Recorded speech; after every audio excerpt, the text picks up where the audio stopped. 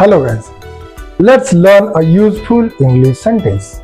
I will not tolerate this. मी हे सहन करणार नाही. We use this sentence when we strongly disagree with something and we are not ready to accept it. Examples are here. तू माझ्याशी असा बोलू शकत नाही. मी ते सहन करणार नाही. You cannot talk to me like this. I will not tolerate this. क्लासमध्ये गोंधळ चालणार नाही. मी हे सहन करणार नाही. There will be no disturbance in the class. I will not tolerate this. अन्याय सहन केला जाणार नाही. मी ते सहन करणार नाही. This injustice will not be accepted. I will not tolerate this. कोणीही नियम तोडू शकत नाही. मी ते सहन करणार नाही. No one can break the rules. I will not tolerate this. Follow for more English.